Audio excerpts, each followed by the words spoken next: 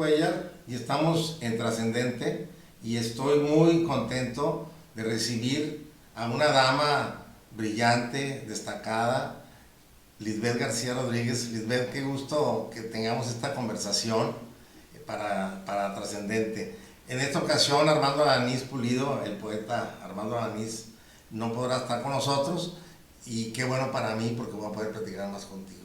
Muchas gracias. Que intervenga Armando. Muchas gracias por la invitación. Es un honor siempre platicar contigo y bueno, un saludo para Armando también. Gracias. Lisbeth es la directora de Desarrollo Cultural de la máxima casa de estudios de Nuevo León, la Universidad Autónoma de Nuevo León.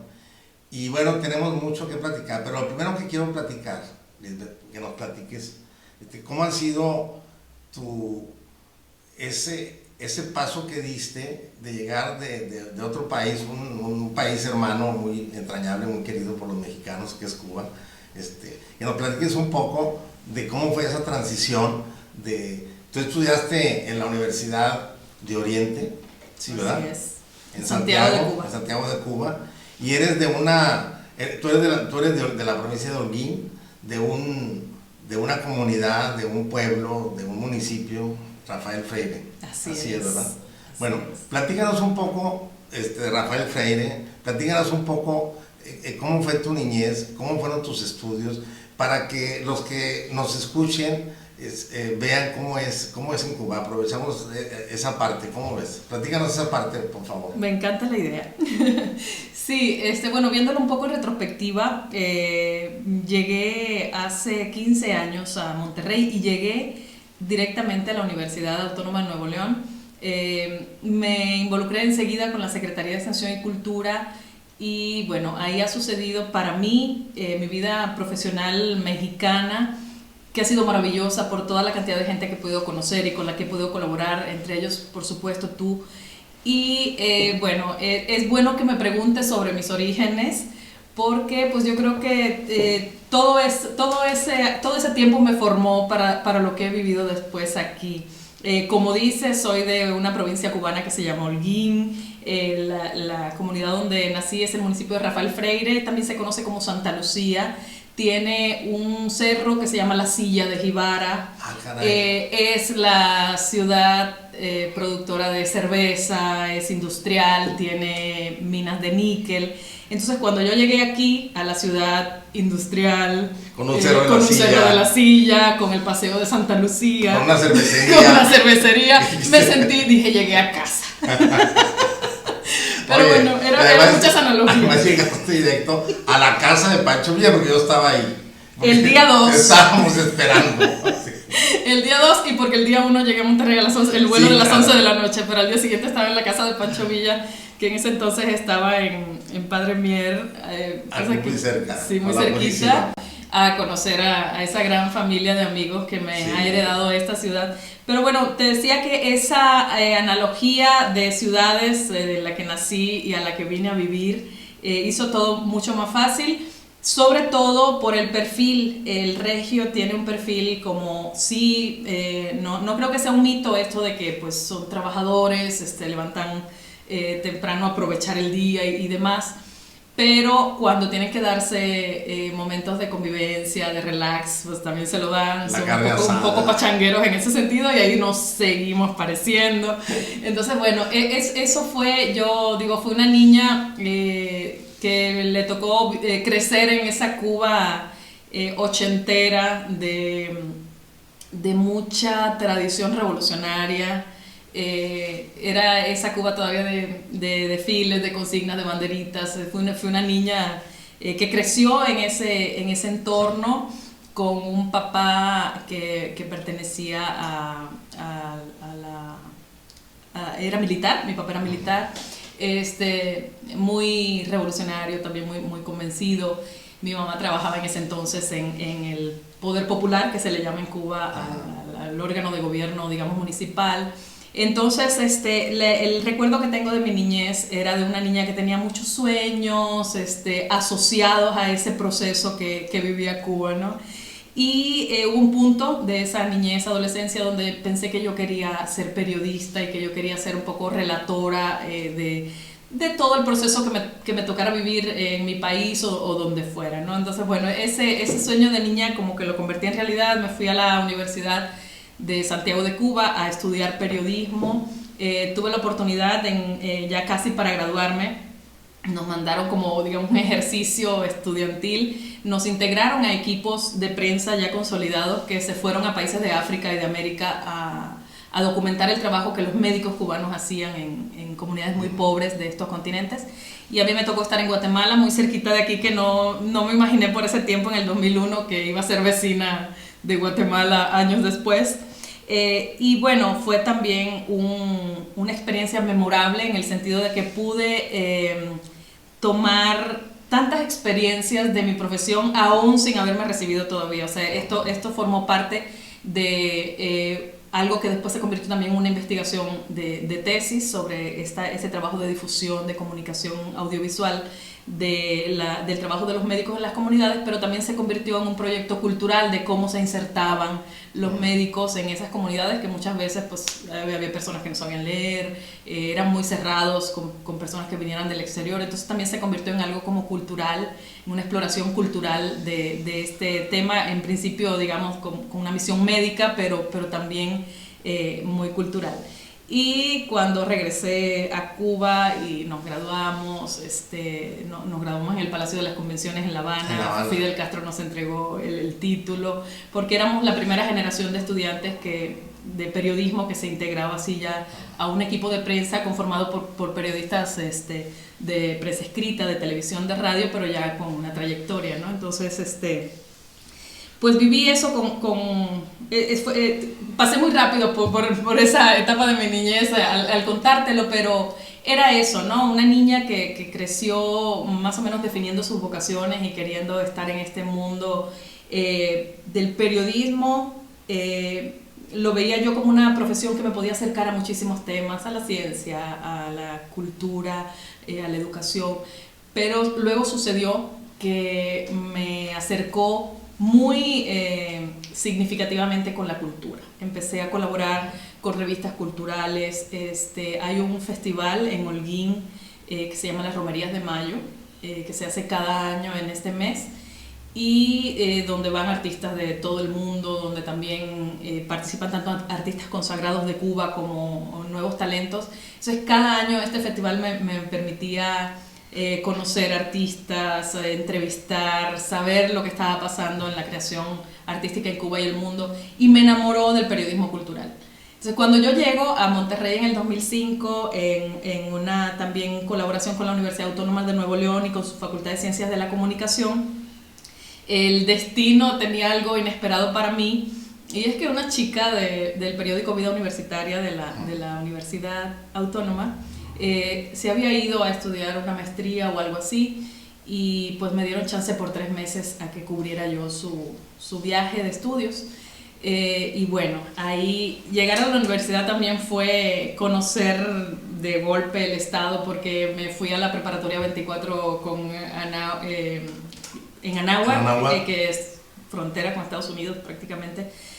No sabía yo que el estado era tan grande, que era tan largo literalmente, sí. Porque también entonces me fui a la preparatoria 10, que era en Doctor Arroyo, en la frontera con San Luis. ¿Recorriste el estado más pronto sí. que muchos nuevoleoneses? Sí, porque pues las preparatorias y los campus de la universidad están dispersos por muchísimas regiones del estado. Entonces, bueno, fue maravilloso para mí conocer, porque bueno, una cosa era llegar a Monterrey y conocer a tantos amigos maravillosos de la casa de Pancho Villa, y otra cosa era también ir a esas comunidades donde estaban enclavadas las prepas foráneas, y bueno, era como que la cubana ahí con los ojos desorbitados conociendo platillos nuevos, sabores, olores, una experiencia interesantísima para mí, haber conocido la ciudad, el país, el estado, desde esta oportunidad que me daba la universidad de recorrer Nuevo León de norte a sur, ¿no?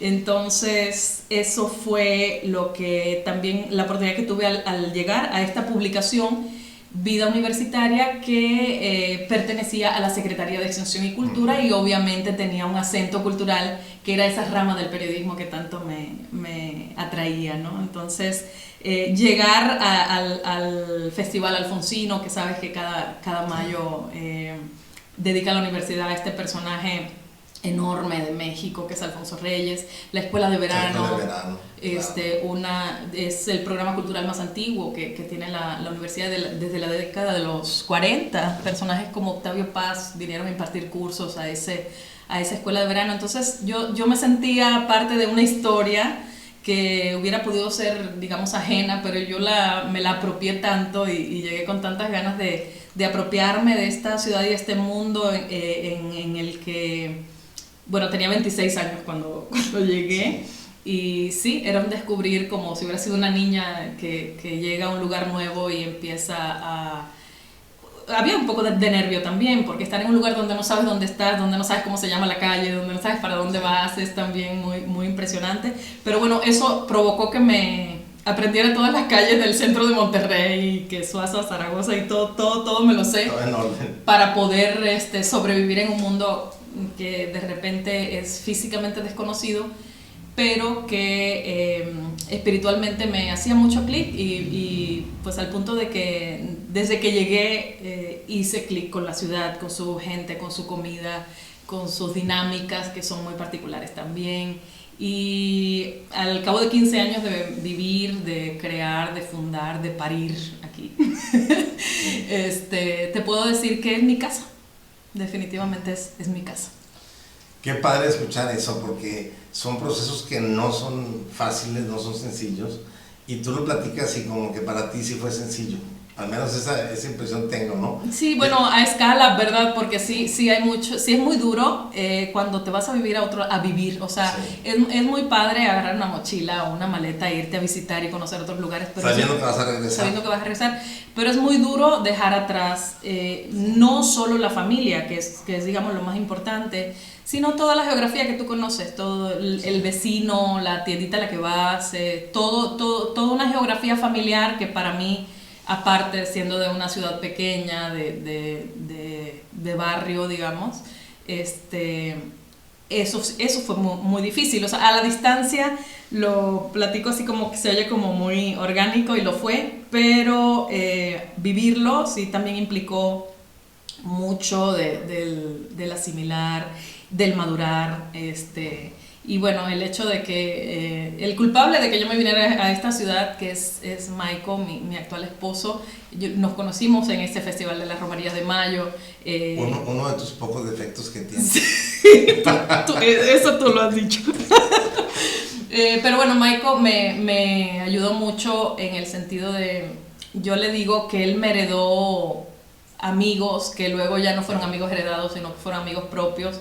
Pero también me heredó otra manera de pensar donde yo, sí, a lo mejor era un poco pesimista en algunos sentidos y como que aprensiva con algunos otros aspectos, y Michael no.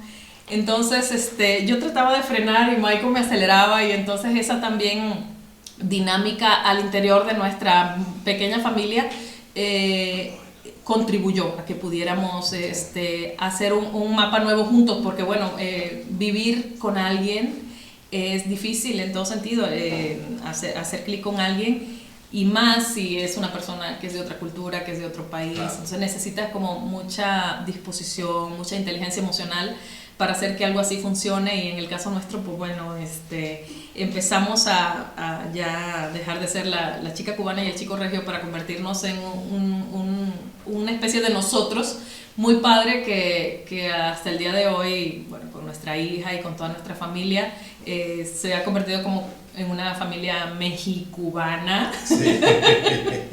Que lo mismo come moros con cristianos, sí, que quesadillas y carne asada. Entonces eso también es muy padre porque nos abrió muchísimo el panorama. Ahorita con la pandemia pues ya no hemos podido ir para allá, pero nosotros procuramos cada año regresar, estar con la familia, hacer ese cable a tierra tan necesario, ¿no? Y fíjate que Michael de repente habla como cubano y tú hablas como regio. Bueno, sí. Así es. El otro día que te llamé, me saqué de onda porque ya no tienes sacaste el acento regio. No, para hacer tu acento cubano desde luego, pero de repente sacas el acento regio. Claro, claro, es inevitable, pero fíjate que algunos me han preguntado si Michael es cubano. Nos contagiamos mutuamente. Sí, mexicano, al revés. El así mexicano es. Michael es cubano.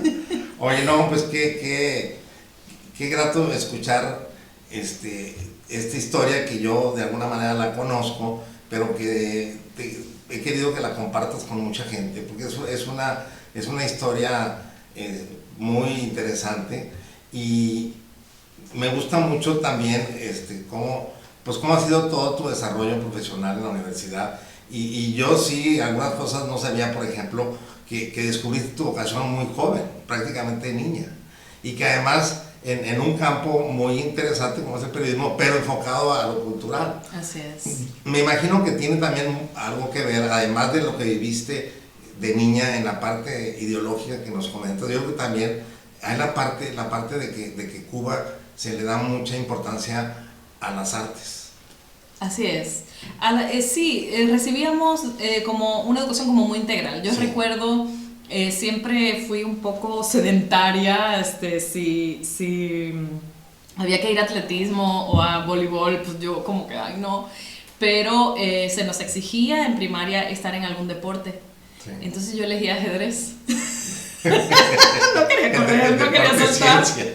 Pero bueno, ahí estaba. El deporte ciencia, agarraste. Y sí, recuerdo mucho que la vida escolar era pues cumplir con las actividades académicas, ir al ajedrez, pero también iba a danza en la Casa de la Cultura. Y en ese momento uno lo ve como que es algo normal, ¿no? Sí. El deber ser o el deber hacer. Pero a la distancia sí me siento muy satisfecha de esa educación tan completa que tuve, Sí. que aparte me permitió hacer contacto, porque pues por ejemplo recuerdo estos tiempos del ajedrez, llegué a ir a competencias intermunicipales y todo, y hubo un momento ya pasando a la secundaria que dije, ay, o sea, sí me gusta mucho el ajedrez, pero me ocupa mucho tiempo aquí sentada, quiero hacer otras cosas. Y el maestro de la Academia de Ajedrez me dijo, no, ¿cómo que te vas a ir? Pero yo, o sea, tenía curiosidad de explorar y el ajedrez de repente pues nos tomaba toda la tarde para estar ahí, estudiar las partidas, hacer los torneos y demás. Pero me da mucho gusto haberlo vivido. Y lo que pasó después, también contactarme con clases de danza, con talleres de literatura, me siguió sumando herramientas. Sí. Me siento muy satisfecha de mirar atrás y ver que tuve opciones Sí. para deslindar y definir más o menos el rumbo que yo quería Sí. tomar. Y cuando llegué aquí, como te comento, que también pude seguir con esa vocación del periodismo cultural, hacíamos el periódico Vida Universitaria y editábamos también un suplemento meramente cultural, el suplemento Flama. Y desde octubre de 2005 que empecé a colaborar ahí, me integré a un equipo de trabajo de la dirección de publicaciones que en ese entonces comandaba el doctor, nuestro amigo Celso José Garza, claro, claro. y donde se editaba la revista Armas y Letras, donde se editaban muchísimos libros y el periódico Vida Universitaria. Pero empezaste haciendo entrevistas, reportajes, etcétera, ¿no? Así es, yo me integré como reportera del luego periódico. después fuiste la directora. Sí, A ver, ¿cómo fue esa parte? ¿Cuánto tiempo estuviste como reportera, digamos? Fue desde el 2005 y hasta el 2009. En el 2009 yo acababa de tener a Aitana, nuestra hija, y ya regresé a trabajar. En ese entonces mi editor en jefe del periódico era el maestro Edmundo Derbez, periodista e historiador. Y había un proyecto para crear el Centro de Documentación y Archivo Histórico de la universidad y Edmundo fue designado para dirigir esto. Y en ese entonces el entonces secretario de Extensión y Cultura, el maestro Rogelio Villarreal Elizondo, me invita a dirigir el periódico. Yo lo tomé como un gran halago y claro, con un poco de miedo, no sabía si estaba lista. Una gran distinción. Sí, pero bueno, en todo ese tiempo que había trabajado con ellos, había sido una conexión de trabajo muy fructífera, de muchas ideas, de mucha proposición, un entorno de trabajo muy agradable, y yo creo que en ese sentido se sintieron cómodos conmigo, yo con ellos. Y empecé en el 2009 ya como directora del periódico Vida Universitaria, del suplemento Flama, con la oportunidad también de continuar, pues ya sabes, tú eres parte de la familia de la Universidad Autónoma de Nuevo León, no te acabas los temas allí, con las investigaciones que hay, con los proyectos culturales, con la academia, con el deporte. Y pues sí, seguí como adentrándome en el ADN de esta institución, y en el 2016, o sea, desde 2009 estaba como directora del periódico, y en el 2016 me invita Celso Garza a dirigir una de las direcciones de la Secretaría de Extensión y Cultura, que es la de Desarrollo Cultural, y para mí fue una continuidad de todo este trabajo que habíamos estado haciendo desde, digamos, el periodismo cultural y el acercamiento con la institución, porque esta dirección tiene mucho que ver con el trabajo hacia las preparatorias y facultades de la universidad, toda la actividad cultural y de formación integral que hay allí, pero aparte también de esta dirección dependen los grupos musicales y escénicos de la universidad, que tienen mucha tradición, como tú los conoces muy bien, el grupo El Tigre, la orquesta de cámara, la orquesta de música popular, el ensamble de guitarras, también son agrupaciones que ahorita en este año están cumpliendo 30 años. El grupo de danza folclórica también, ¿no? Sí, la compañía titular de danza folclórica, un grupo que si bien es digamos, relativamente joven, pero ha tenido ya también reconocimiento, ¿no? Muy grandes reconocimientos internacionales en festivales de Turquía, de Brasil, de Canadá, de Chile. En el 2018 tuvo una gira por festivales de Francia, de Polonia y de Suiza. En fin, es una agrupación que ha tenido una trayectoria muy destacada, y que ahorita hay un compromiso también, porque bueno, a lo mejor me estoy saltando partes, pero ahorita pues todo esto que nos ha tocado vivir, de trabajar un poco como en la distancia, afecta a estas dinámicas que nosotros teníamos para que los grupos se juntaran a ensayar danza o a hacer música. Pero no por eso se ha detenido el trabajo, se han encontrado nuevas formas de trabajar y demás, y yo estoy muy contenta porque todo el mundo se reinventa. Yo creo que las crisis hacen que todos nos reinventemos y demos lo que más podamos dar en nuestra capacidad personal, y bueno, ya cuando sumas cada capacidad personal a un equipo, suceden cosas muy agradables, y es lo que hemos hecho desde 2016, pues trabajar con todos estos grupos, con toda una coordinación de fomento a la creatividad que convoca 11 certámenes todo el año, de dramaturgia, de literatura, de artes visuales, de cortometrajes. ¿Dirigidos al interior de la universidad? Sí, bueno, muchos de ellos. Hay 2 certámenes que son de alcance nacional, que es el Certamen Nacional de Pastorelas y el Premio Nacional de Dramaturgia Emilio Carballido, que convocamos de conjunto con la Universidad Veracruzana. Estos son de alcance nacional. Y bueno, el resto sí son como dirigidos a la comunidad universitaria, y tenemos también programas culturales de expresión oral que abrimos también a la comunidad, ¿no? Cursos, talleres de expresión oral, de habilidades comunicativas y demás, donde ahí también lo abrimos más allá de la comunidad universitaria. Pero bueno, si te fijas, son 3 áreas: los grupos artísticos, los certámenes de fomento a la creatividad y la vinculación con las prepas y facultades, que pues dan todo un abanico de lo que está pasando en el interior de la universidad, que es maravilloso porque se puede pensar que estamos hoy ante una generación de estudiantes pues a lo mejor concentrados en la tecnología y demás, pero cuando convocas este tipo de certámenes, cuando te adentras en el quehacer cultural de las preparatorias de facultades, te das cuenta que tenemos estudiantes muy capaces, muy interesados, muy críticos. Y eso me encanta porque tumba un poco este mito, ¿no? de una generación ensimismada. Yo creo que todos estamos un poco ensimismados en las tecnologías, pero esto no es malo si distribuyes tu tiempo, ¿no? en hacer cosas. Y por ejemplo, el momento actual de la pandemia nos ha demostrado que esto está pasando. El certamen, por ejemplo, de literatura joven, que es un certamen que igual ya va a cumplir 30 años de realizarse, este año tuvo una cifra récord de participantes. Entonces eso te habla de estudiantes que están diciendo, bueno, estoy en mi casa, sí tengo clases en línea, sí tengo este compromiso, pero también voy a hacer poesía y también voy a escribir, o voy a pintar, o voy a tomar fotos, voy a documentar, que es lo que finalmente hacen. Documentar su realidad, documentar ese tiempo tan maravilloso que es para muchos de nosotros el paso por la carrera universitaria. Entonces, tener ese contacto con jóvenes creando, con grupos haciendo música, haciendo danza, haciendo teatro, es algo que me nutre a mí todos los días. Me imagino, y además, qué bueno escucharlo porque es muy bueno, es muy grato saber que la universidad ofrece todos esos espacios de participación para sus estudiantes y también para la comunidad en general, ¿no?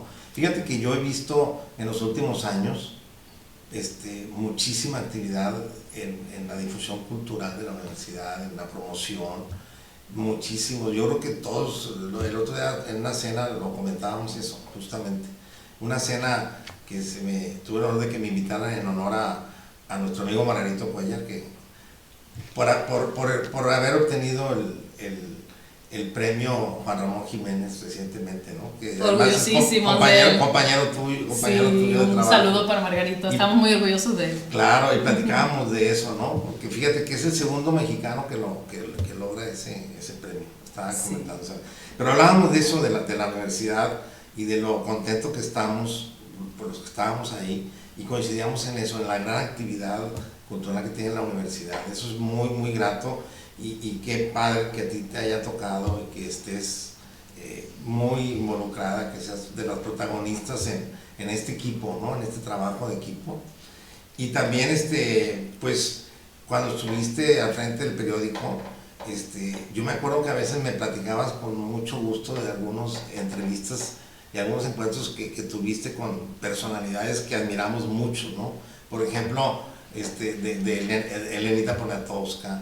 Platícanos de esa parte, ¿no? Platícanos a quiénes entrevistaste, además de Elenita que me acordé ahorita, ¿no? Pero otros personajes que te hayan dejado, bueno, yo creo que todos dejan huella, ¿no? Pero hay algunos como que te enganchas más, ¿no? Como que haces más clic que con otro, ¿no? Claro, sí, sobre todo lo que aprendes al estar entrevistando a personajes que ya tienen una trayectoria en tantos campos. Recuerdo entrevistar obviamente a Elena Poniatowska, que cada frase que sale de su boca es una cátedra, sobre todo una cátedra de alguien que ha vivido intensamente su vida y sus procesos de escritura, de creación. Pero con el caso de Elena tengo una anécdota muy, muy particular, porque yo entrevisté a Elena Poniatowska justo por los días en que estaba haciendo mi trámite para obtener la nacionalidad mexicana. Y entre toda una guía que me habían dado en la Secretaría de Relaciones Exteriores para un examen que me iban a hacer, a ver si ya clasificaba yo como mexicana, me hacen una pregunta cuya respuesta era Elena Poniatowska, y yo le comento a la funcionaria que me hizo la entrevista, le digo, es Elena Poniatowska, y le comento que hacía una semana yo había tenido la oportunidad de entrevistarla. ¿Cómo que tuviste oportunidad de entrevistar a Elena Poniatowska? Y ya le digo, sí, pues es que trabajo en la universidad, en un periódico y demás.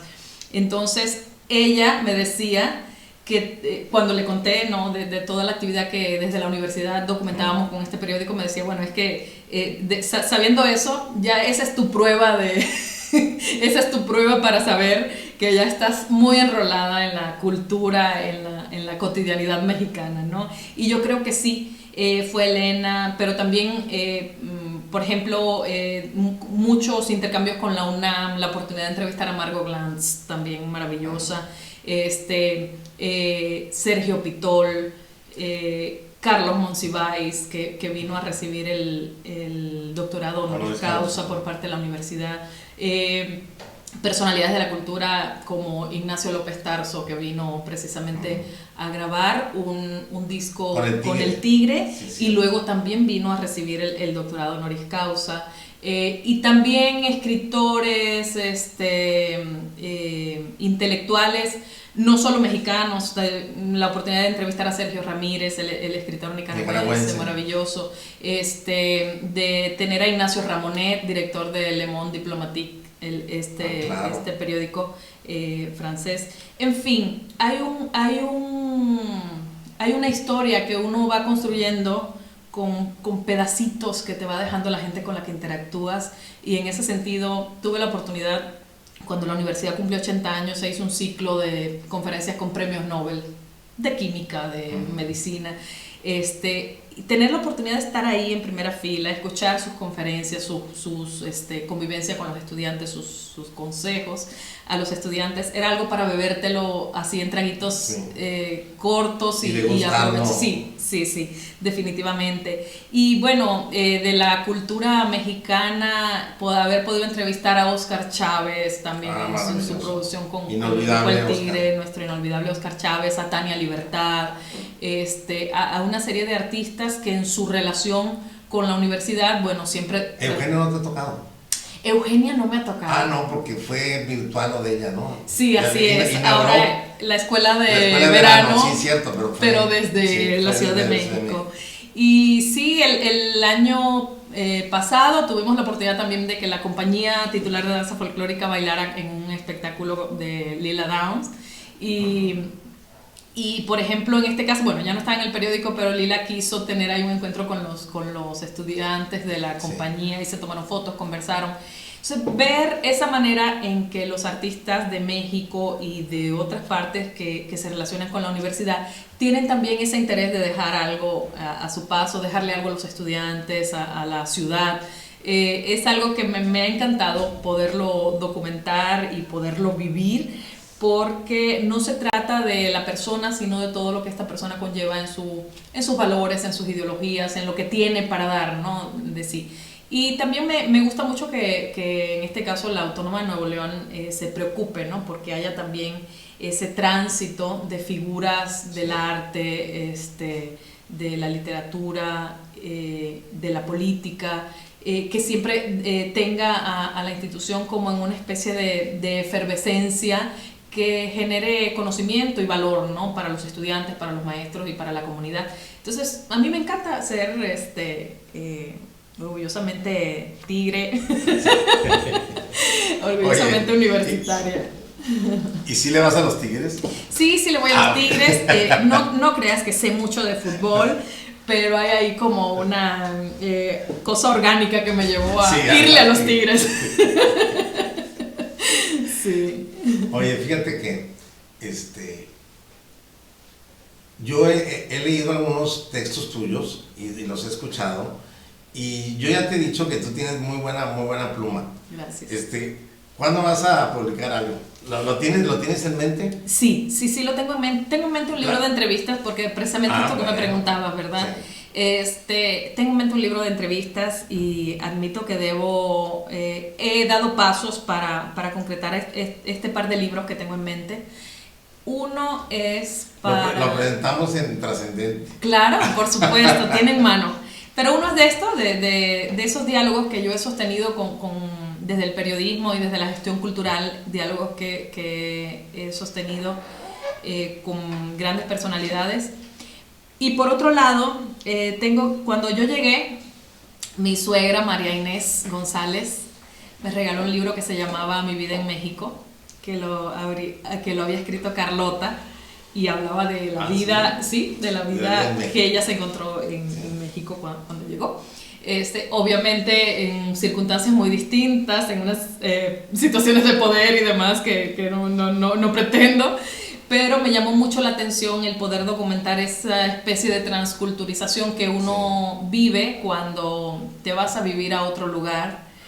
Y creo que mucha gente se ha ido a vivir a otro lugar, pero siempre asumiendo que está en otro lugar, y no es mi caso. Yo viví un proceso muy orgánico, muy natural de estar aquí, y ahorita se me borra ese sentido de la frontera. Yo me subo a un avión y voy y me bajo y voy a ver a mi familia en Holguín, Cuba, pero sin tener tan claro esa cosa de la frontera, de que vivo en otro país o de que soy extranjera, que nunca me sentí extranjera. Bueno, ahora menos porque pues tengo ya la nacionalidad mexicana, pero este país y esta ciudad nunca permitieron que yo me sintiera extranjera o que me sintiera excluida en algún sentido. Al contrario, se me abrieron puertas maravillosas y estoy muy contenta por eso y muy comprometida. O sea, siento que todo lo que le dé a esta ciudad, a este país, a la gente de aquí, es un tributo de agradecimiento, porque sí me he sentido arropada y me he sentido en mi lugar, y eso es invaluable. Pues te agradezco mucho que lo digas, porque yo me siento orgulloso de eso en la parte que me toca como mexicano y como regiomontano, y creo que muchos que te escuchemos o que te escuchen se pueden sentir, qué bueno que lo digas. Yo creo que habla un poco también de que los mexicanos somos hospitalarios. Mucho. ¿Verdad? Pero también habla mucho de tu capacidad de adaptación. Sí, y aunque sí, son muy hospitalarios los mexicanos, Sí. y son hospitalarios en Cuba con alguien que venga de cualquier otro lugar, hay un idilio histórico y cultural entre Sí. Cuba y México innegable. Yo en el año 2007 fui a conocer Xochimilco y me quedé con la boca abierta porque yo crecí viendo películas donde salía Xochimilco y las trajineras. Claro, con Dolores del Río y todo. Sí, entonces yo veía esas imágenes y yo decía, wow, México. Entonces me parecían como lugares de ficción. Me parecía que aquello no era real. Y en el 2007, que tuve la oportunidad de ver en vivo y a todo color Xochimilco, me siguió pareciendo un lugar de ficción, y me encanta vivir en un lugar como México, donde hay tanto color, donde hay tanto sabor, donde ha pasado tanto en la historia latinoamericana, y poderme beber todo eso. La primera vez que me tocó vivir aquí un Día de Muertos, me regalaron un dulce en una cajita que era como un ataúd, y yo no sabía si me lo iba a comer o iba a salir corriendo, y que pan de muerto y que como. Y eso culturalmente a uno le choca al principio, pero luego Pero cuando después entiendes todo, después cuando asimilas toda la sabrosura, sí. es maravilloso, ¿no? Entonces todas esas tradiciones, ¿Ya fuiste a Pátzcuaro? todo ese encanto, no. Tienes que ir. Bueno, ahorita me lo voy a apuntar Sí, como tarea pero tienes pendiente. que ir en el Día de Muertos porque es un día Claro. Lisbeth, fíjate que yo tengo mucho más que platicar contigo, pero ya el tiempo se nos agota, pero nos va a dar oportunidad para invitarte en otra ocasión nuevamente. Con Y muchísimo gusto. agradecerte mucho que hayas aceptado y felicitarte por el trabajo que desarrollas. Tienes que estar muy orgullosa porque lo has hecho muy bien, y pues no es fácil desde luego, ¿no? Pero como que tú lo has hecho que se vea fácil. Te felicito por eso, ¿eh? Gracias, he encontrado grandes aliados que también me han acompañado en el camino, y yo estoy agradecidísima contigo porque te digo, desde el día 2, en aquella espectacular casa de Pancho Villa, llegué ahí contigo y Es con que tantos off the record amigos. te quiero decir que Michael era como soltero empedernido, y lo estábamos empollando, anímate ya. No te creas. Muchas gracias. Muchas gracias, este es Trascendente. Nos vemos en la próxima.